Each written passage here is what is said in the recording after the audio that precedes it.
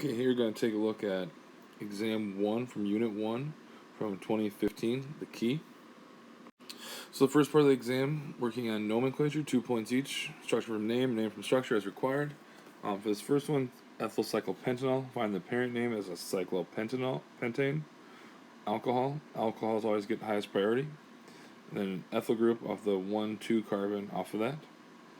Ethers, diethyl ether or ethoxyethane, you find the parent chain, the longest thing off either side of the carbon of the ether. That's an ethyl group. So you can either say diethyl because it's the same, or you could say ethane or ethoxy for noting that's an ether, and then ethane off that's the other side of the ether. For C, okay, your classic just alkyl chain, find the longest chain, and you want to have the numbers as low as possible. So instead of numbering from left to right, you want to number from right to left to get a 2 to be the lowest number. So 1, 2, 3, 4, 5, 6, 7, 8. Octane, there's 1, 2, 3, 4 methyls, so tetramethyl. And lowest numbers possible from right to left, so it's 2, 4, 5, 6 tetramethyl octane. Similar to D, now we just added a fluorine in here, halogen as well. So we find the longest parent chain is a heptane. Numbering it from left to right now gives us the lowest number of 2. So we have a methyl, a fluoro, and an ethyl. So then we say it's 2 methyl, 3 fluoro, 5 ethyl. Now it's all about alphabetizing at this point. So E before F, which before M. So 5 ethyl, 3 fluoro, 2 methyl, heptane. Find the parent chain, get the lowest number possible, and then alphabetize for the actual name. For the amine, trimethylamine, so it's a nitrogen with a methyl on it, and it's trimethyl. So nitrogen has 3 methyls on that amine, simply put. Now for here, for number 2, it says draw the exact conformation of the molecule as shown in a Newman projection, looking down C2 to C3. So from here to here. So my eyeball would be looking this way, right? Looking that way. So if I look that way, and I'm looking at it, at my feet would be this methyl group, right? And that's shown here. So carbon, if I zoom in, just in this part, carbon 2 is the front carbon. Carbon 3 is the big circle in the back carbon. So what's on carbon 2? At my feet would be the methyl, which is right there. On my left hand, if I turn to the right, would be my H, and the F would be the right. Looking down 2, again at my feet, would be the ethyl. And the chlorine and the H originally were on the same side, so they'll both be wedged. And the H and the F here would also be hatched on the same side. Right? So it's a little different than looking this way. Now we're looking this way. Right? So if I look this way, if I'm standing there, my left hand would have the H, my right hand would have the F, and then my feet would be the methyl. So as I turn to the right, then my right hand is holding the F, my left hand is holding the H, and my feet is the methyl. Now at this point, what they're going to ask you to do, rotate carbon 2 counterclockwise. Carbon 2 is the front carbon. So again, carbon 2 here is the front carbon, and that's the one we want to rotate, which means the back carbon, the Cl and the H and the ethyl here are not going to change at all. We're just going to rotate the front carbon, carbon 2, and we're going to rotate it to the left, counterclockwise 60 degrees. So notice chlorine, the H, and the ethyl don't move at all. And all we've moved is H down 60 degrees, so now it'd be here, it'd be staggered. The F moved up in this top position, and the methyl moved here to the right. Right, 60 degrees. Everything moved counterclockwise. Right, just one turn. So it goes from eclipsed to staggered. Now if we do another carbon 2 counterclockwise, again, the back carbon stays the same. Notice Cl, H, and the ethyl don't move. Carbon 2 moves again. Now it goes from a staggered conformation to an eclipsed. So you can see the Cl and the F now are eclipsed, right? 60 degrees. The H would be on top of the ethyl. The methyl would be on top of the H.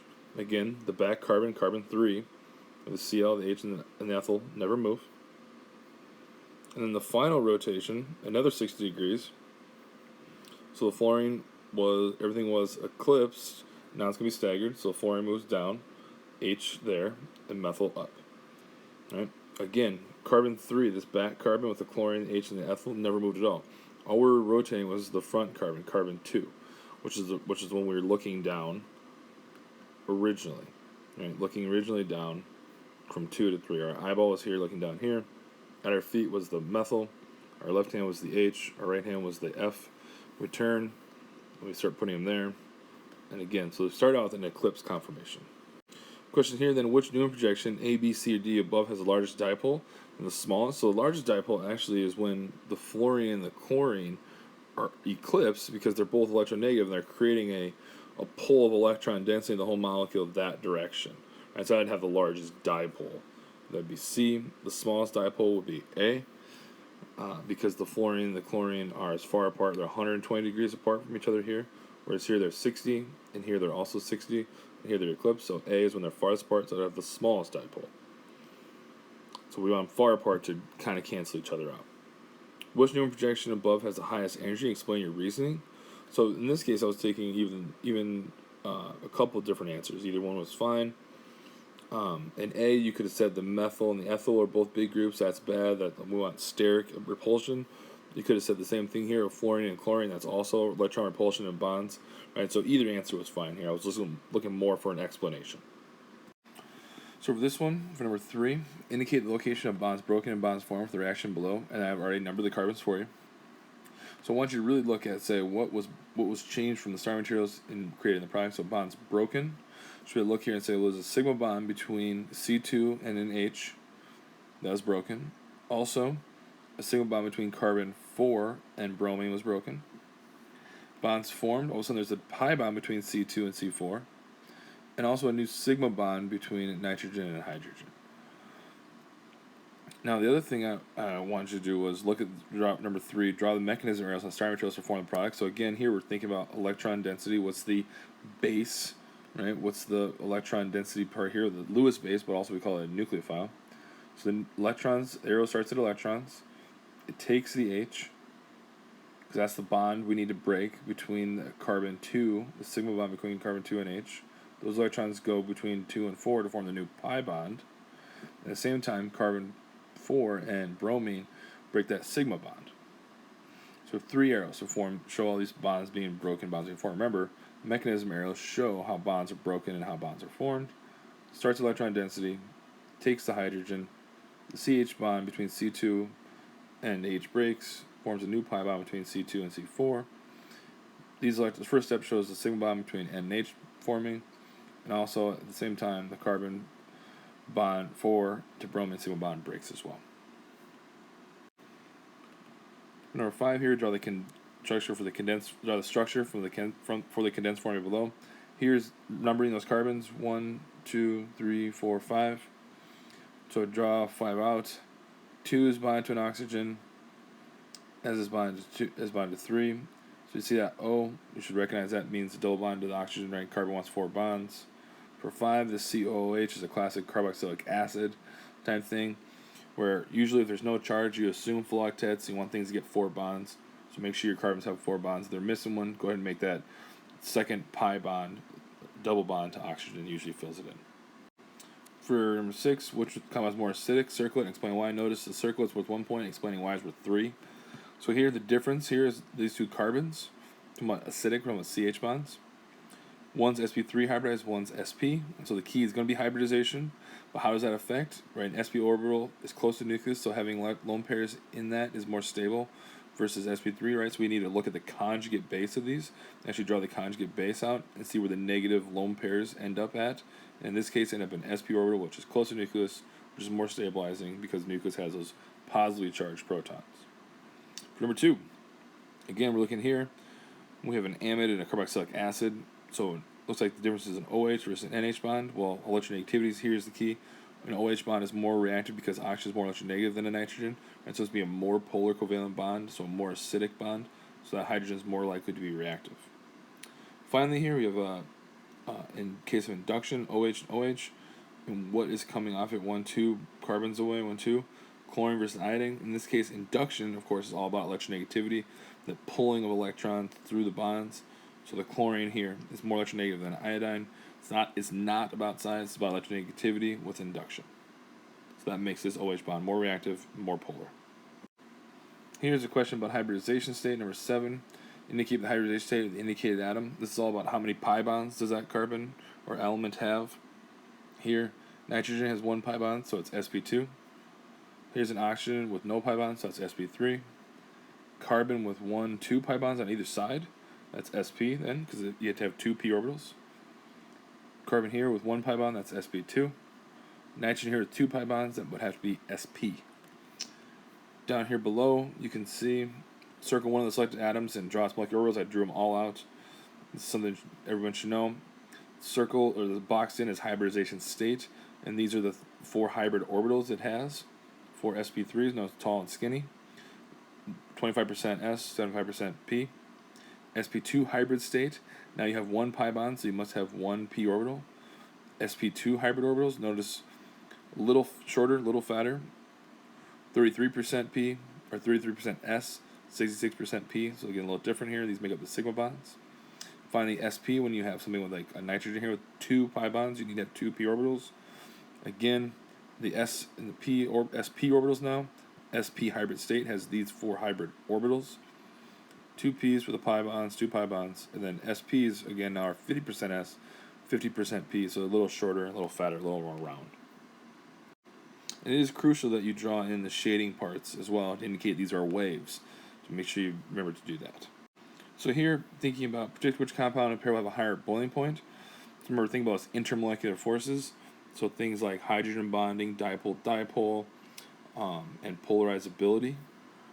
So for this one, two amines, but this one has an NH bond, so that means it's able to do hydrogen bonding, which is a very strong intermolecular force.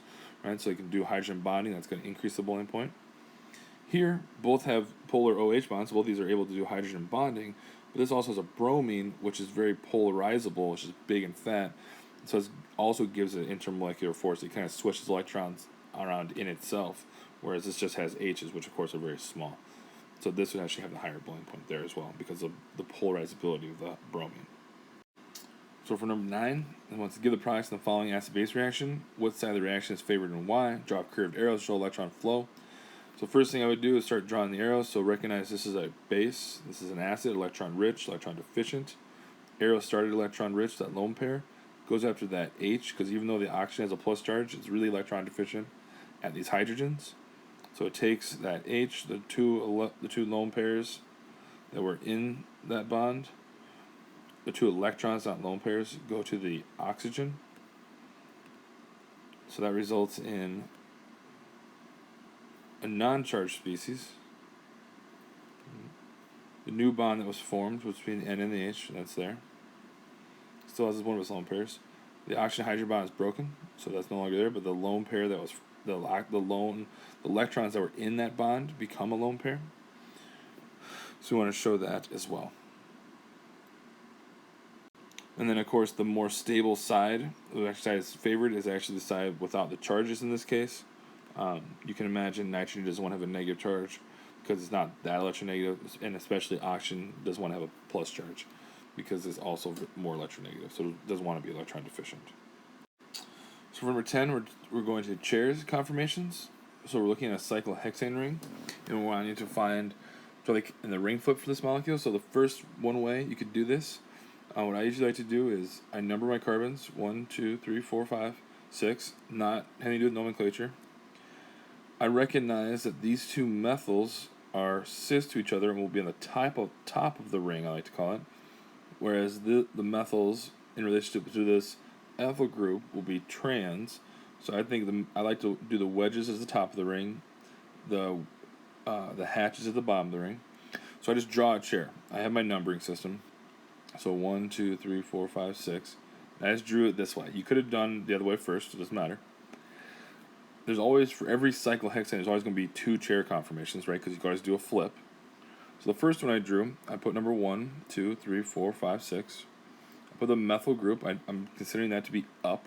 That's what the wedge means to me. So I'm in the carbon 1 position. The up position is an axial position. I see that the carbon 1, the methyl is wedged, and the ethyl is hatched. So that means they have to be on opposite sides. So the ethyl that's on carbon 2, it must be on the bottom part of the ring, whereas the methyl here is up on the top part of the ring. So that would have to be axial.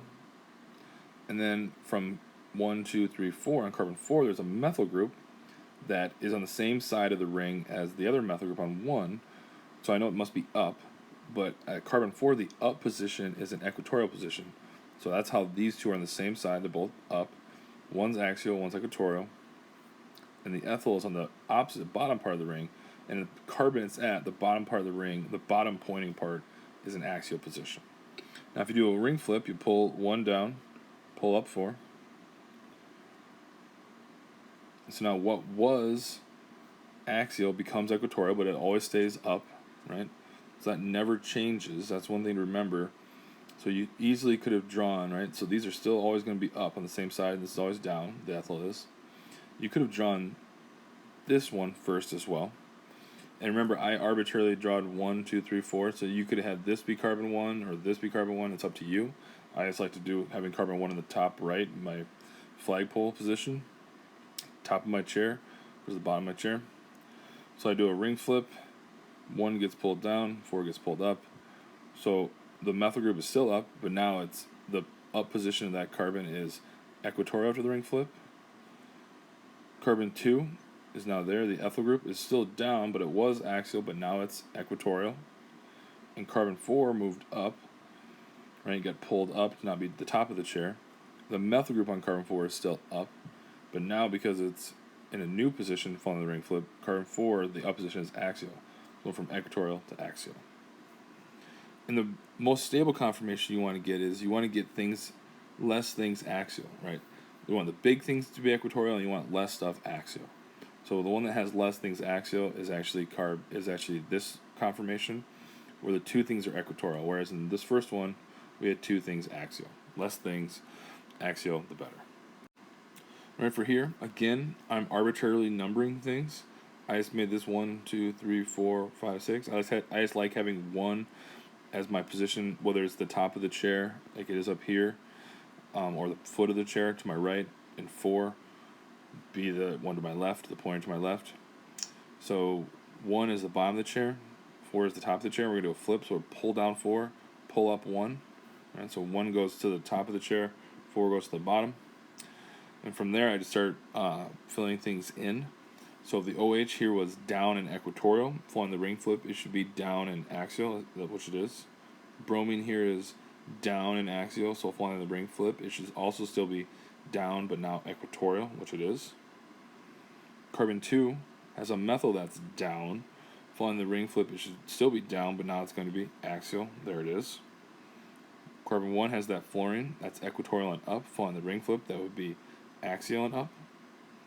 And then carbon 6 has a methyl that's axial and up. Following the ring flip, it's still going to be up, but now it's going to be equatorial. Now the other challenge was to say, well, what if you can you take this and draw it on cyclohexane? So all this is about is draw a 6-membered ring, right? So draw a 6-membered ring, number the carbons, 1, 2, 3, 4, 5, 6. And you just got to remember here, if you look, right, this fluorine is on the top part of the ring. It's pointed up, so I make that a wedge. Carbon 2 here is pointed down, so I make that a hatch, that methyl. Bromine is also pointed down on carbon 3, so I make that a hatch, bromine, it's hatched. The OH is also pointed down, so I make that a hatch as well. And finally, carbon 6 is on the same side, it's pointed up. It's pointed up on the top part of the ring, so that's wedged on the same side as fluorine. Don't confuse axial and equatorial, right? You can always be up or down. When I'm drawn to here, I'm looking for, are you on the top or the bottom part of the ring, which never changes from ring flips, right? It never changes from ring flips. So this fluorine and this methyl are both always pointed up. They're pointed up here, and they're also pointed up, right? This methyl is on the top, this fluorine is on the top as well. The methyl, bromine, and OH are always on the bottom, no matter what the ring flip, and that's how I indicate it here in the cyclohexane ring as well. So now here, looking at this, well, things ought to dissolve each other. Water and ethanol both have hydrogen bonding, so that makes more sense. Not a lot of carbons here with ethanol, so these are certainly soluble in each other. Hydrogen bonding is important. Here, these are close. This is more something we did in lab. So this was an indicator of that. This is a tough one because this has this is a dipole-dipole interactions, whereas right, this hexanes has nothing, but these actually do dissolve in each other. That's something we learned in lab more than anything else. Finally, let's see, 13, briefly explain why HF is not a strong acid. Right, again, lots of orbital overlap, so less reactive, right? They're really good about sharing these electrons, so that bond is not that reactive, so lots of overlap, so it's not considered a strong. So let's just look at bonus 2. Certainly a challenging question here. Talking about sugars being actually in chair conformations. This is really important for biological processes. So wanted to take something like this and turn it into a chair conformation. Obviously very challenging. If you take a look, the key here into turning this into a chair, and I just drew one conformation where I had to have this OH axial.